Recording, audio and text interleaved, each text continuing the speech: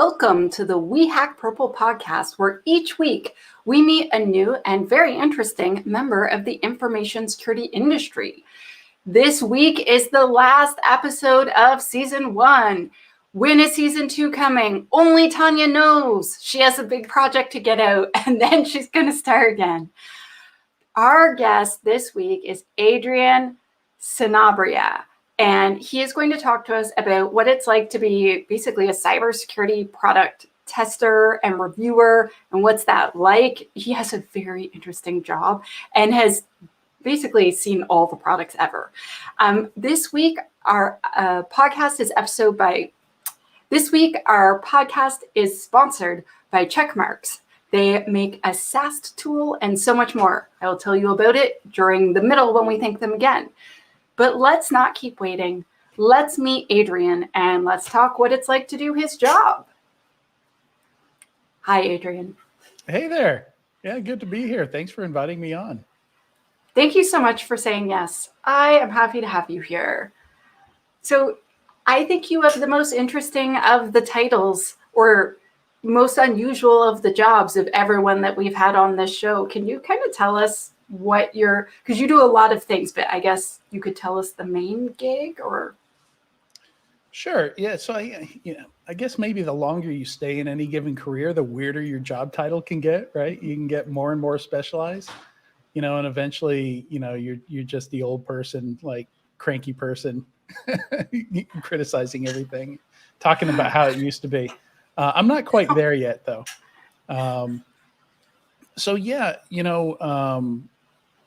It's interesting. Another thing I've noticed that happens is as you get older, a lot of the other folks I know in the industry, you as well, you've got your job, you've got the podcast, like we start stacking up all these different things we do. We do community stuff. And it's very rewarding, but it can get very stressful too. And Yes. Especially if you're running some of your own stuff, if you're running your own business, you wear a lot of hats without the extracurricular stuff. But it's true.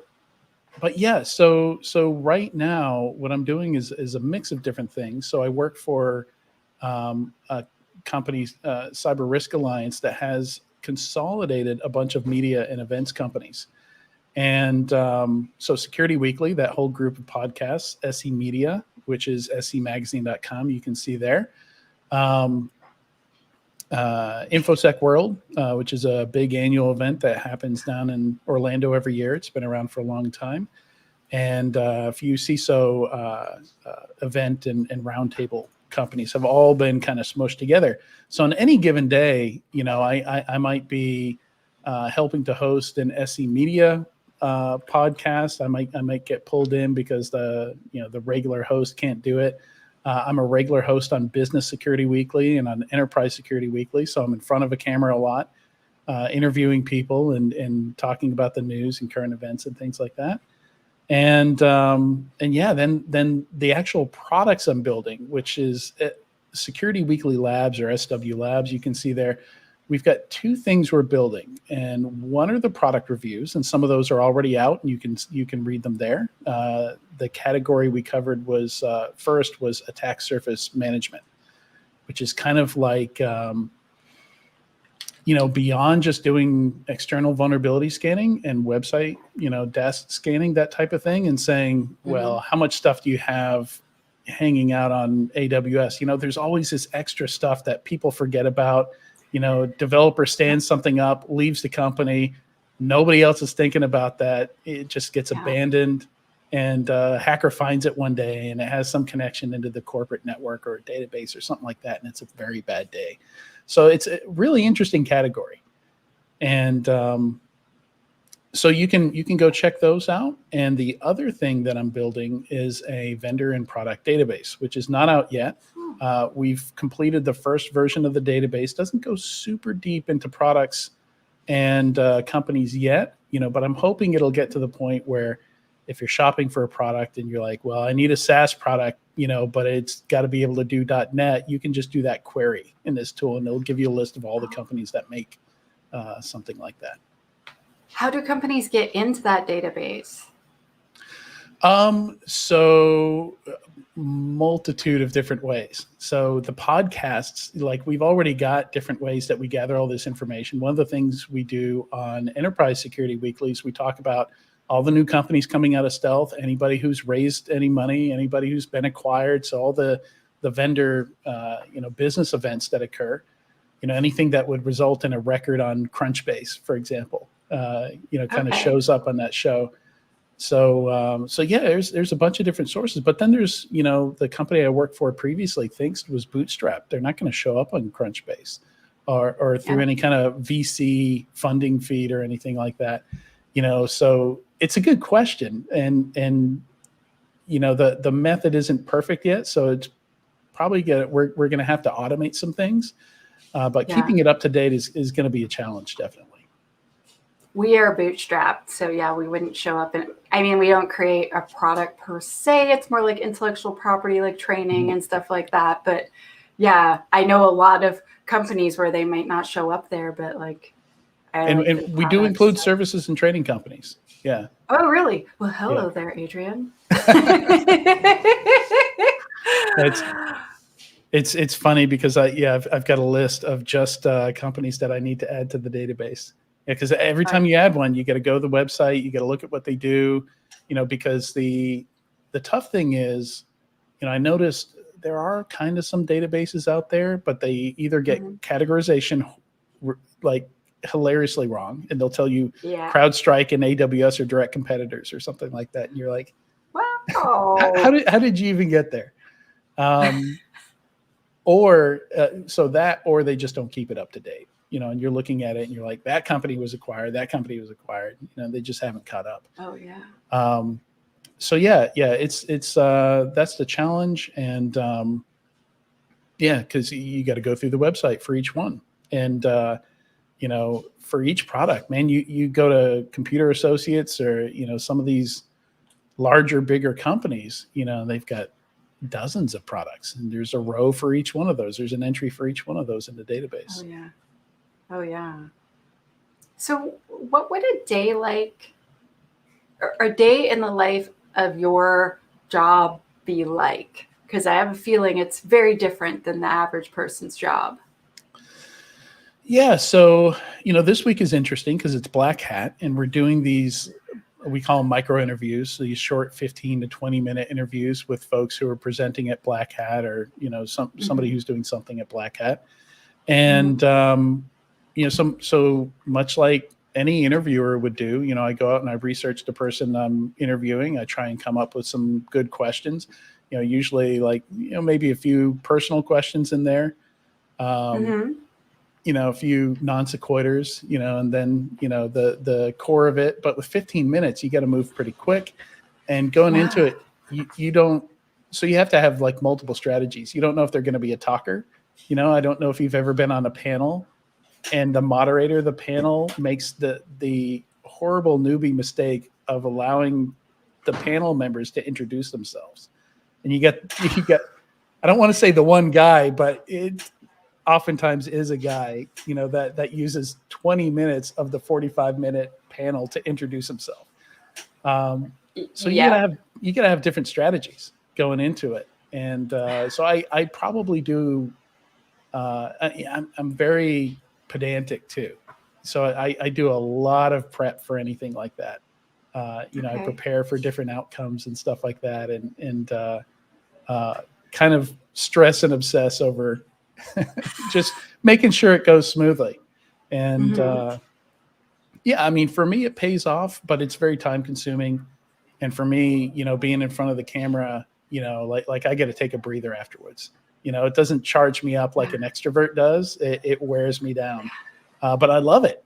So I'm I don't know if they've come up with a word for that yet, but I've heard people say extroverted introvert. Yeah, I've heard that too.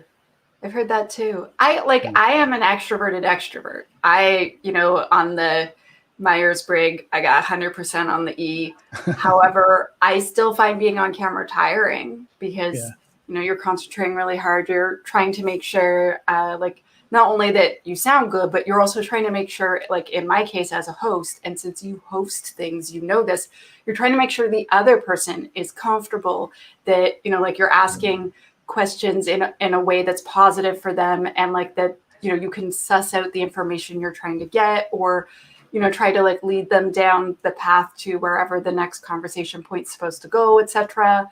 Like, yeah, I feel like it's not like a regular conversation where, you know, I have to check the chat, I have to check this, I have to check that. You know, if we're just having this conversation, the two of us, it would give me more energy, if that makes sense. Yeah, definitely. So it's tough because my day-to-day job kind of switches between these different modes of things that are on my calendar that have to get done before that thing comes up, like doing a podcast or interviewing somebody. Makes it really easy to get that work done. You know, I've got ADHD, and I respond very well to that. You know, the stress of, you know, this has got to get done. Like, so easy for me to focus on that. It's the stuff where I'm doing a product review, or I've got to write an article or something like that. And the only push, there's nothing on the calendar. The only push is me. Like, I've got to self-motivate. That's the stuff where I struggle, and I've got to have different strategies that I think a lot of people with ADHD would recognize, you know, the kind of strategies you come up with to push yourself to get that kind of stuff done. I am a strangely, extraordinarily self-motivated individual for some reason. Like if it's a thing that I like when I was writing the book, I was very motivated to write the book because I love finishing a task. Yeah. But if it's a thing where the book is great. I've got a copy in the other room. Oh, thank you. But you know, if there's that task where you have to wait on this person and wait on that person and then wait on this and that, I can't do that. I get kills you frustrated with, really, I'm just like, oh my gosh, just throw it in the garbage. I get really fussed about things like that, which as a coder was hard because I was a coder a really long time. I'm just like, I'll just program his part. I don't care. I'm not waiting. Yeah. Which makes you the best or worst teammate ever. But anyway, I digress. What types of personality traits do you think someone would need, or maybe like aptitudes, to be good at the stuff you do? Because you have to be on camera, you have to write up reviews, you have to try a zillion products. Like, what types? This is the most natural job for me ever because I have to try everything out. Like I see the latest gadget coming out. You know, I'm watching the Apple keynote. Like I want one of everything. I want to know how that works. I want to know what it feels like to use it. You know, I want to know how it compares to this other thing. I want to know if it's better or if it's worse. Absolutely love seeing new technologies and stuff coming out. Like we've got these folding phones now. Like it's just, you know, Christmas every day for me when watching tech news and stuff like that. On the security side, you know, it's a little bit different because, you know, consumer products have to be good or they get thrown in the trash, they get returned. Nobody's going to use them. Like there is no patience for a crappy product, you know, especially in a saturated smartphone market or headphone market, earbud market, something like that. But in security, we're more than happy to have just an entire industry full of stinkers, you know, that you get the product, doesn't work, you know, it's you know, and it kind of goes category by category. Like we do have categories where, you know, if we're not getting the results, we're going to move on. You know, like our sponsor today is a great example. Like if you've got a DAST or SaaS product or a vulnerability scanning product, you know, it's a stable, saturated market. There are other companies you can go to, you know, and people won't think twice to go try out another one. Sometimes people use two just to they feel like they're covering more ground. You know, maybe one vendor is really good at finding SQL injection and another one isn't, or something like that.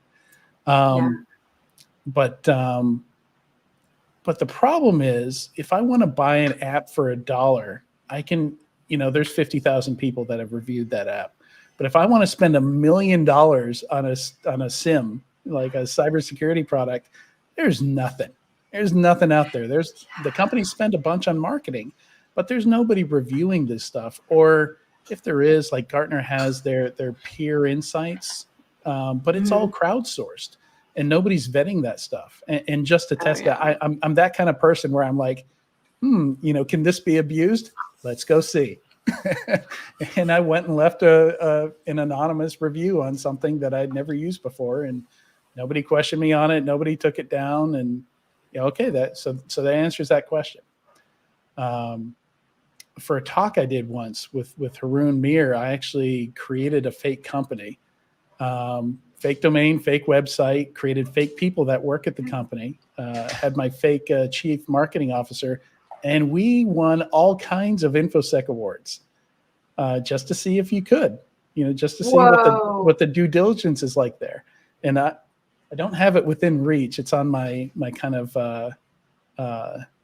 tchotchke shelf over there, but I've got some physical awards that I got sent. All I had to do is whip out a credit card and buy some InfoSec awards. Yes. I actually got offered to win 2 different Women in Business Awards this week for just $1,000. It's pretty awesome. And I was like, I actually like to just get awards because I'm good. So I'll just you can keep those. Yeah, you could just remove me from the mailing list, please. Yeah, merit-based is a thing, but and that's the problem, is there are good awards out there, but because of these bad ones, part of what I did for this talk is I did and this is also, it's not really part of my job, but this is part of that self-marketing that you get into, like when you've been in your career for a while. And I live for it. I love doing this kind of research. Like, there's no money in doing this kind of research, but people need to know. So somebody needs to do it, right? Somebody needs to talk about it.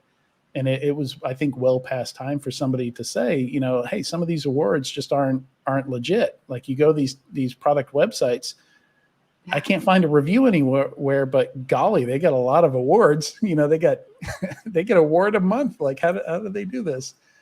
And the problem is there's no way to tell the good ones from the bad ones, not easily, without doing a whole bunch of research like I did. And I actually surveyed folks, and something like 45% of people that see a company with a page full of awards like that, it kind of puts them off. Because they're aware that some of those are not legit, and they would rather see a company with no awards posted than one with, like, some companies have pages just dedicated to awards. So you can go to company.com/awards. Really? Yeah. Wow. So it's I just one of those, put them back there and hope that people are like, she seems legit. Well, I mean, those individual ones I think are less suspect than the ones that the whole company wins, but there are a lot of those, like CISO of the year, female CISO of the year, like they try and make it as flattering as possible. To get you to spend money on it. Yeah. So it's weird though, right? I feel like that maybe that should be illegal or something, because it's intentionally misleading. Do you know what I mean? Yeah, I don't know, the legal side well enough to know if there's anything you can do there, but yeah, certainly. I mean, I think it's one of those in between things where it's like a Better Business Bureau thing, where it's not, the law isn't going to handle it, but there needs to be some kind of private institution that does. So the challenge, Oh, sorry. We have a comment from the chat. I imagine there's a lot of tact involved in navigating publicly. I was just going to get to that. Yeah. Or critiquing claims made by businesses. Yeah. So that's what drove me to put together this, because I've created this whole product, like down to how do we handle it if somebody threatens to sue? How do we handle it if they don't like the review? And I've just got, like I said, I'm pedantic. I document everything. So I've just got all these scenarios like mapped out, like, here's how we're going to handle this. Here's how we're going to handle that. And you do have to be tactful. Like, I don't think it'd go over well if I just created a site that just actually ranked the awards, like legit awards and not legit awards. I'm not sure I'd want to see the fallout from that. Honestly, most of those that are just drop in a credit card and we'll send you a trophy, it's a single person running those in most cases. So I don't know if they'd go after you. but I don't really want to find out either. Like, I've got enough stuff going on. I don't have time for that. But making sure people can tell the difference is part of what drives me to do this. You know, part of it's that. Part of it's, you know, people need to know what products are good and what aren't without having to try 100 of them. But the other part is I just want to. I got to touch them all. I got to play with them all. I got to, you know, I want to jump into, you know, like for me, it's like going to Toys R Us when you're a kid, going to the toy store and just running up and down the aisles. Like some of those toys, you know, they'd have like the Lego table out, you know, some of them would be out where you could try them out. And yeah. So that's what kind of drives that for me. But yeah, you got to have a release valve on it. So there was a company called NSS Labs that is not around anymore, but they got sued a couple times. And part of that is they tried to pressure companies into staying into like a competitive test. And if somebody doesn't like your methodology, because one of the things you have to do when testing these products is figure out how you're going to test it. And it's usually good if you share that with the vendors, because the vendors are going to want, you know, some idea, like they need a comfort level with it. Like, they're generally kind of nervous about any, especially in this industry where there's not a whole lot of product testing going on outside of antivirus. Like there's 40 antivirus test companies, and then the rest of the products, there's, you know, just about nothing.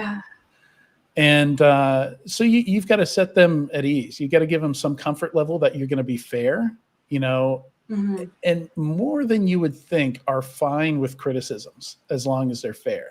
Like it doesn't have to be everybody gets 5 stars. It doesn't have to be a participation trophy. They're fine, you know, with some critical feedback on their stuff. And one of the sections of my reports is I'll take their marketing claims and test them out. For sure. Yeah, and so I've got a little paragraph where I say they claim this, and I'll say whether or not you know, what they're claiming is fair or maybe overblown. You know. Yes. Oh my gosh. So We Hack Purple has an online community, which is free, by the way, at community.wehackpurple.com. Good job, Tanya. Yes, marketing. But we actually, we started on this platform called Podia, which was nice, but it was mostly just me talking at the audience, and they couldn't meet each other. And of course, I wanted them to meet each other. And then we switched to something called tribe.so, and they made a ton of promises, and none of them came true. It was, if you're listening, Tribe, you're awful. And I fought so hard to get out of our 1-year contract. Tanya, it's on the roadmap. You just have to be patient. Oh, no, what they told me was it does do that. You just have to buy this third-party product and then integrate them yourself. And then it does it. So we had to buy 4 other products, and it still wasn't doing half the stuff they said. And they're like, no, Tanya, it does that. I'm like, no, your product doesn't do that. I can purchase 20 products on my own. So then we ended up, after 5 months, switching to Mighty Networks, which so far does every single thing that they said, and it's actually beautiful. But oh my gosh, you could have saved me hundreds and hundreds and hundreds of hours. They had tons of reviews too, and the reviews said it was great, and all of those reviews must be fake, because who's reviewing it? Yeah, there's a reason that there are several websites that exist for no other reason than for you to copy and paste an Amazon URL in there to see what percentage of the reviews are fake for an Amazon product. Yeah, there are entire websites just dedicated to that, where they have put together these algorithms to determine, like if something's got 5,000 reviews, you can't comb through that. So their software actually goes through and categorizes reviews as fake or not. Oh, wow. This is a surprise to me. I am learning a lot about reviews. like we did a proof of concept, and it did some of the things, and we just didn't realize how many things it didn't do, or how many limitations there were. And it became very expensive to buy all these other products. So you hit on something important there that I do call out. It's one of the things I do in the reviews is I consider the labor cost of using the product. one of my pet peeves are companies where you ask them, well, does it do X? They're like, we've got an API. You can do anything. And the ... there is if you've got 5 Python programmers sitting on their hands with nothing else to do, which nobody has, because, I mean, so, yeah, I've often joked with vendors, not really joking, that like a video game, you look at the requirements on the box to see if you've got a good enough graphics card to run it or, enough RAM to run it. Like these companies need to, put the requirements on the box, like for Sims, especially. Sims are the big one. When they first came out, people were buying, these huge, these products that would pull in all your logs, and they had these huge promises that, we'll find all the needles in the haystacks. And as it turns out, if you throw a ton of labor at it, like you need one person just to keep the disk from filling up, another person just to figure out why logs aren't coming in anymore from all the Linux servers, because they rebuilt them and they blew away the syslog.conf or whatever. So it's they need to put that on the box. Like, this is a 3 to 5 FTE product. You're going to have to hire 3 to 5 people to use this product effectively. So that is part of my reviews. Is I'll go through there and I'll say, this is what you need to. This is what you can expect. Not only how many hours to get the product up and running and to maintain it, but whether you can do it with a junior person or if you need a senior person. So I actually break out the different salaries and the different roles that you need to effectively use this product. And I try and calculate a total cost, both the cost of the product plus the cost of the labor of the employees you need to run it. That's totally amazing. I just realized I have to thank our sponsor. Go for it. Our sponsor this week and last week was Checkmarks. Checkmarks makes a bunch of products, but my favorite one is the static application security testing tool. It is, basically it finds lots of things that are wrong and helps you make better code. They didn't tell me what to say, so I was like, I'm just going to say what I know that it does. And it does that, and lots of my clients have it, and they like it. Thank you, Checkmarks, for sponsoring our podcast. I appreciate it. More news. Our Azure security course from We Hack Purple is coming out on Monday. I was going to rush to have it done Friday, and then I decided that I should learn to be a bit more patient in life. Seriously, that's what my team told me. They're like, try to be patient. Why don't you just wait until Monday? Nothing's going to happen this weekend. I'm like, but what about securing the Azure? But anyway, it is coming, and I make all sorts of jokes like how Azure Defender is the cyber cloud mom that you never knew you needed to nag you. But the point is that that's coming out Monday. I hope you all check it out. And Saturday, Alice and Bob Learn, that's right there. We are going to do a live stream with a bunch of really smart people to talk about chapter 6. And I'll tell you that at the end. But I want to ask Adrian like 27 more questions. So Adrian, I really liked, so I feel like your personality is definitely a part of what makes you good at your job. And I'm just going to switch myself back so I can see both of us. I want to see both. There we are. Thank you. The fact that you like to try all the things is awesome. I, as a person that does not like to do that, am grateful for people like you. But does someone need a bunch of technical experience to be able to do a job like yours? Like, it sounds like you must be a jack of all trades, no? Yeah, so you have to be, the aptitude you need is the ability to learn stuff just in time, to learn stuff very quickly. And as a developer, you can appreciate this, right? Like somebody in the company decides, we're going to use this framework. Like literally nobody's used that framework before. They're not going to fire all the developers, hire new ones with 5 years of experience with it. So everybody's just going to learn it on the fly.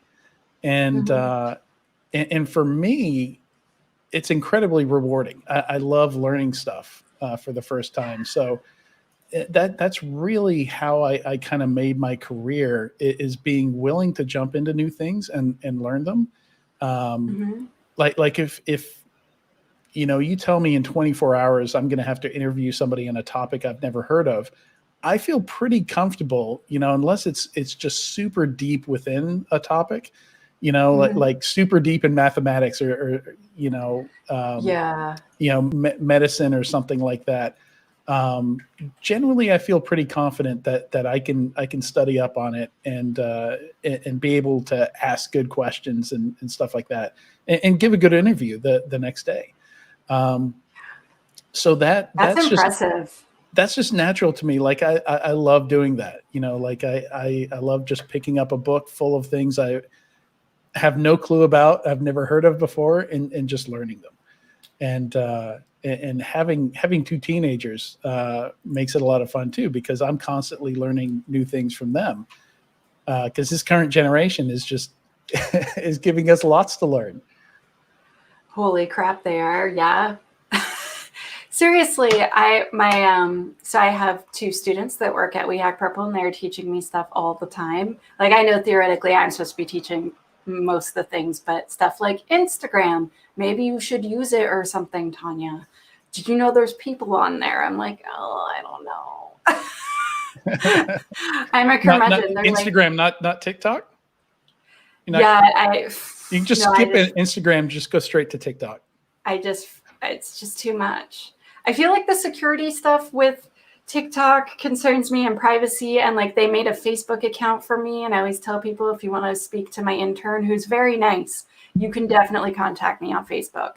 But like, I feel like there's some patience required that you must have, because or I don't know, but like, so like you're reviewing these things and you're making these products, but then you have to get the word out for people to come and hear about it, right? Is that part of your job, or is that like the whole group works on it? Yeah, I mean, there's plenty of opportunities for that though, because I'm on podcasts every week. I'm on Twitter all the time, and Twitter's been kind of the core of my career. In the last decade, I think I have Twitter to thank for at least connecting me with every job I've had in the last decade. Wow. And people I wouldn't have known otherwise, if not being on Twitter. So some of it's effortless because I'm talking to people anyway, so I can just casually bring it up or something like that. But you're right. Yeah, I mean, we do have to. There's a large part of self-marketing I need to do there. Like, one of the things I need to get up is I've got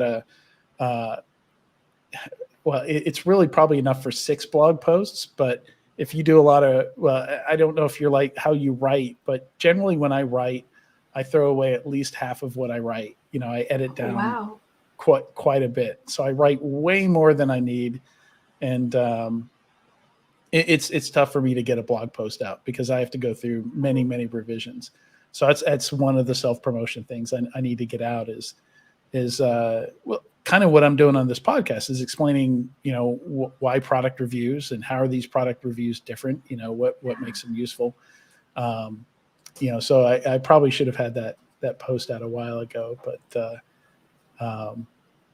but yeah, no, it's I've been doing pretty much everything for it, from concept to figuring out what the format of the thing is going to be, to actually building the lab, doing all the testing, and all the writing. That's amazing. That's really awesome. So patience, like you mentioned patience. That's definitely, if you ask me what my virtues are, like that's probably the easiest answer for me is patience. And perseverance, it sounds like too, like not giving up, just like continuing to do the thing. Like I feel like the difference between someone that's a success and someone that is not a success is quite often the fact that they come back every day and they try again, right? And I've seen people where they're like, oh, I tried to start a company, but it was hard, and so I just didn't. And it's like, oh, like after 3 weeks, did you still need to do lots of hard work? Oh, that must have been awful.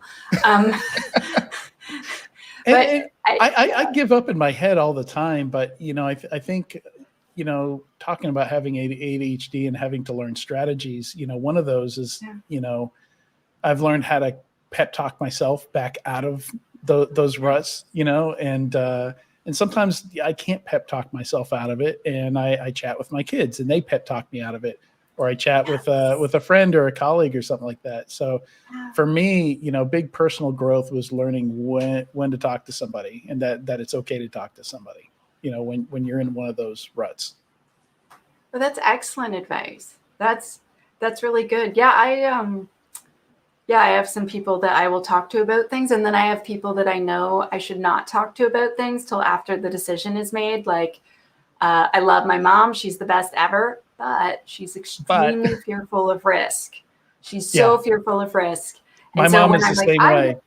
I'm going to start business, she's just like, no, you're the financially secure daughter. And I'm like, Mom, like I'm not starting a magic bean company, right? Yeah. Like, There's like some I demand actually, for this.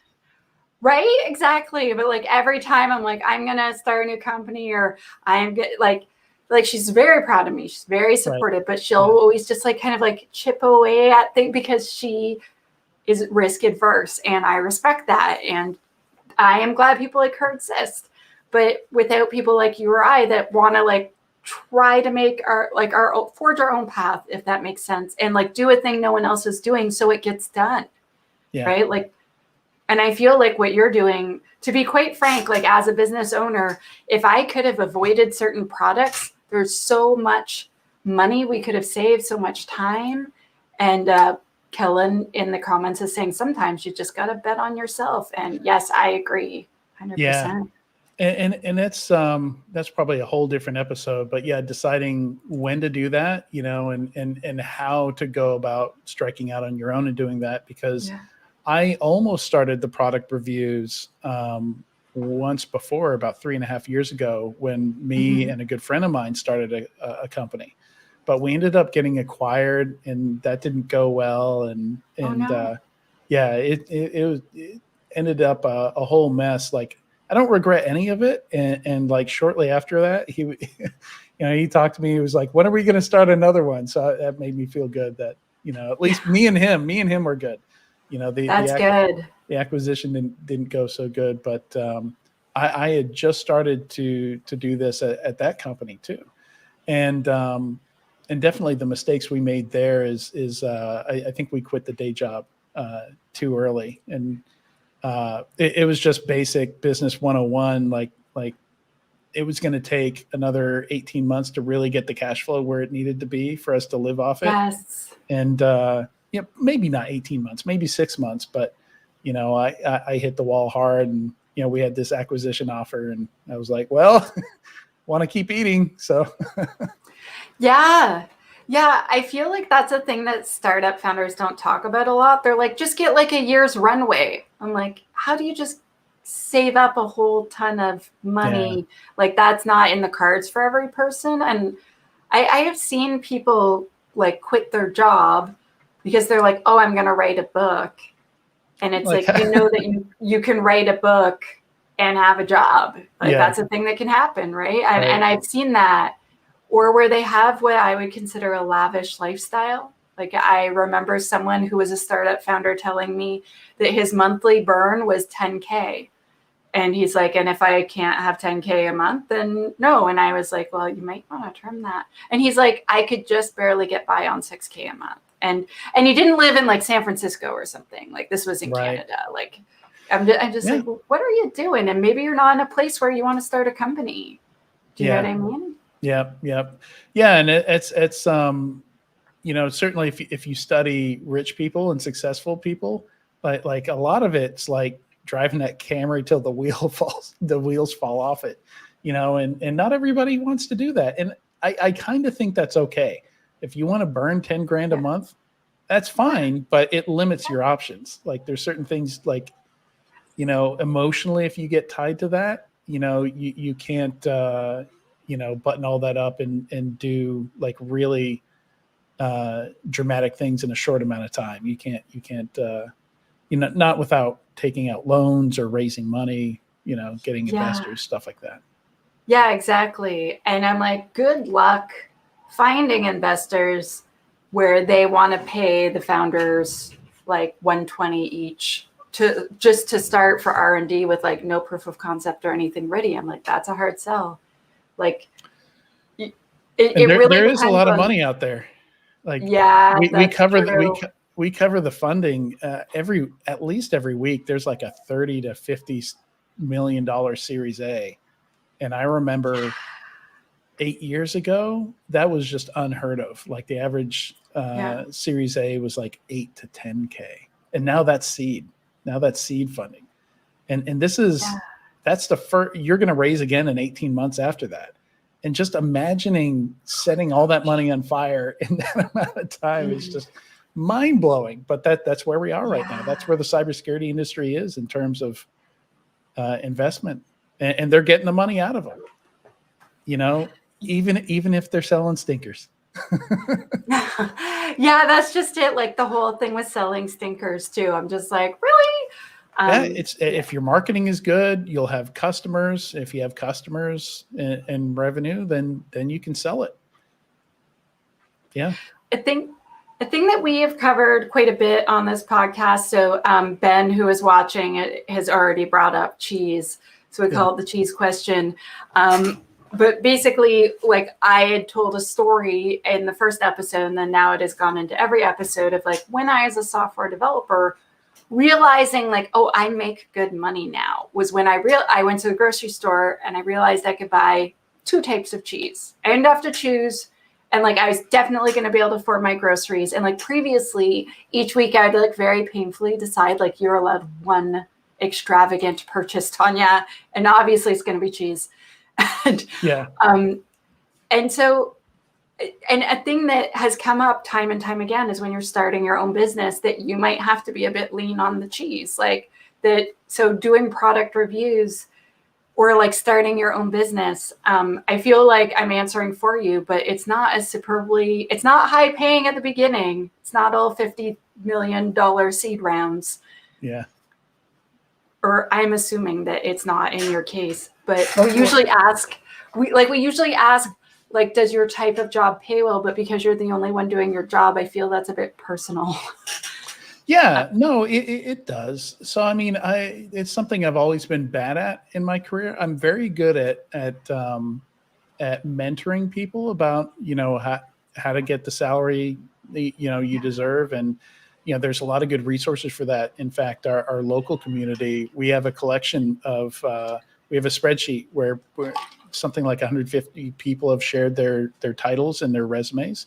It's or their not their resumes, their salaries, and their titles. You know, so you can see who's getting paid and for doing what, and then how much experience they have in the industry. And it's all over the map, and it's all negotiation. And I've never been really great at that.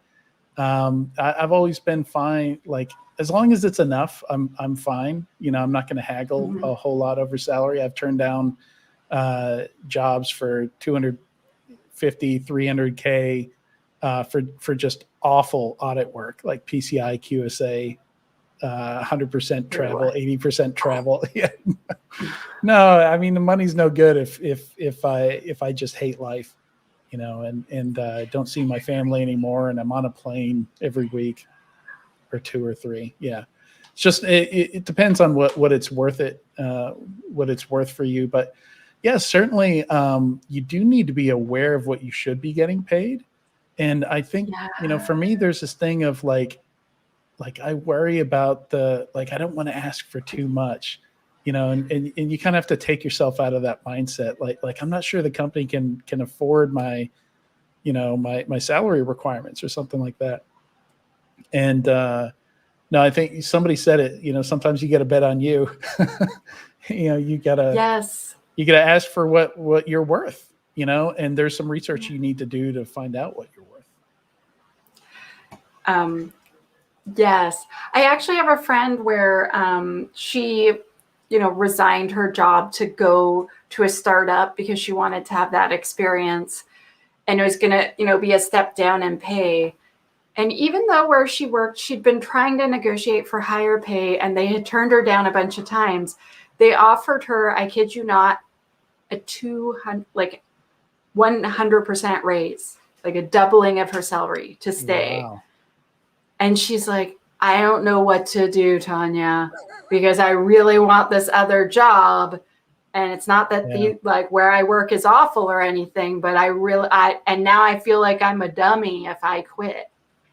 Yeah. I'm like, and it was a long discussion about trying to figure out like what what will make her the happiest, what is the right decision, because sometimes the right decision is I'm going to stay and keep the money because I need it for blah, right? And sometimes the decision is I want this job experience more, and I know that it interests me because of this, and it will open my career in that. And do you know what I mean? And I feel like being able to work.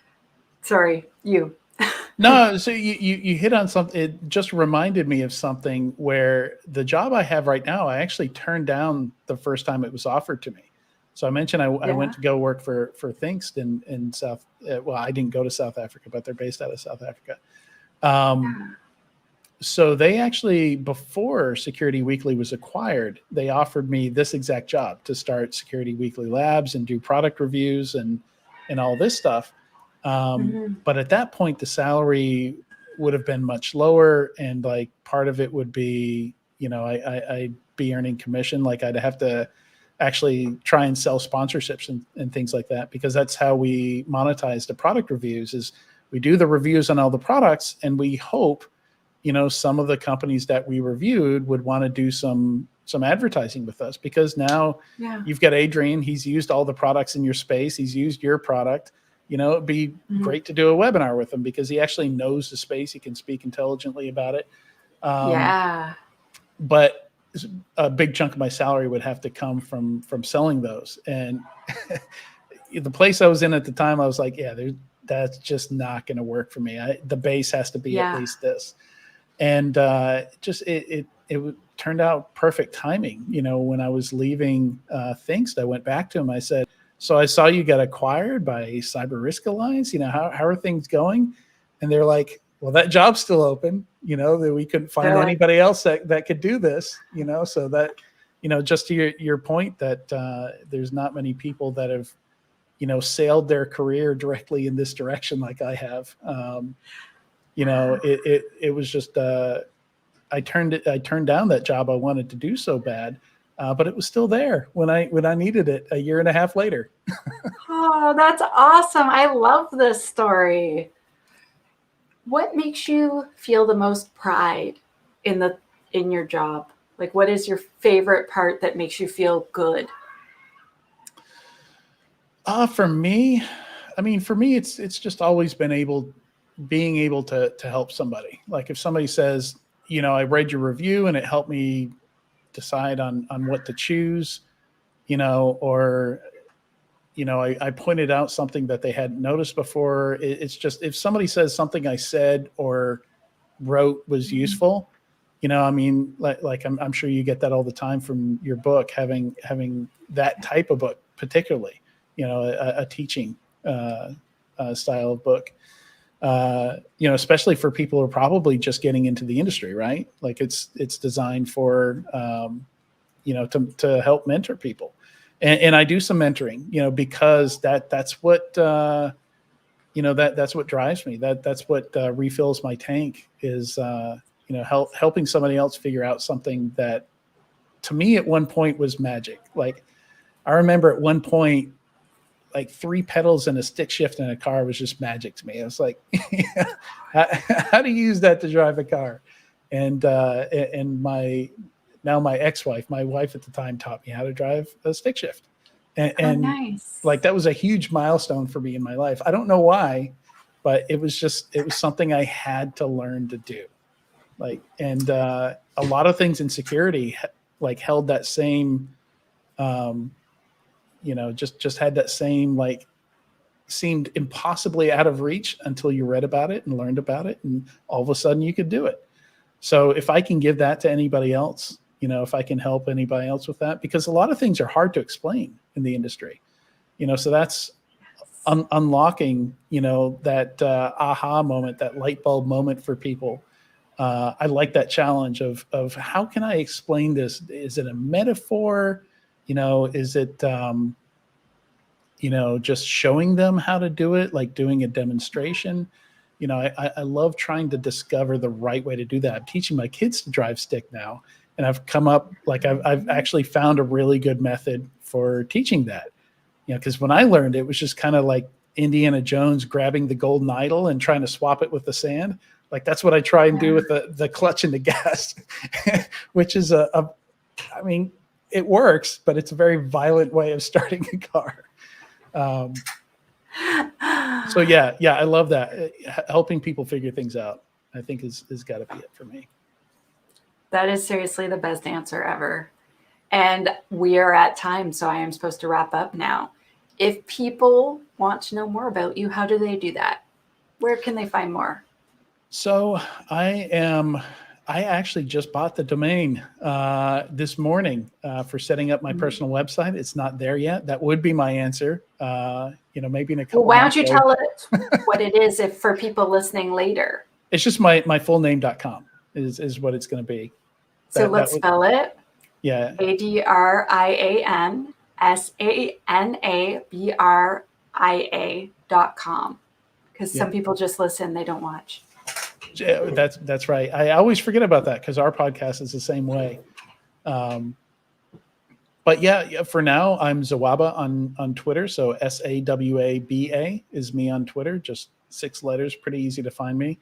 And you can find me at securityweekly.com doing some of the podcasts there. And we shared the link to where the reviews are. Yeah. So yes. So securityweekly.com or scmagazine.com/SW-labs with a B, like a Labrador, not something else. It sounds weird, but it's hard when people are listening, and I want them to actually be able to go visit your site. Thank you, Adrian. This was really good. And actually, now I really need to check out your site specifically so that I can recommend it to various clients. This is excellent. Yes. The big challenge is there's so many products out there, and there's just one of me. So I'm hoping to grow and build a team. I'd like to do consumer products even at some point. That have some kind of security or privacy relevance. Like I've been wanting to do a piece on all those VPNs that they advertise on YouTubers that sponsor YouTube videos and stuff like that. Cause they're not securing you. Yeah. I think that would be really good. And explain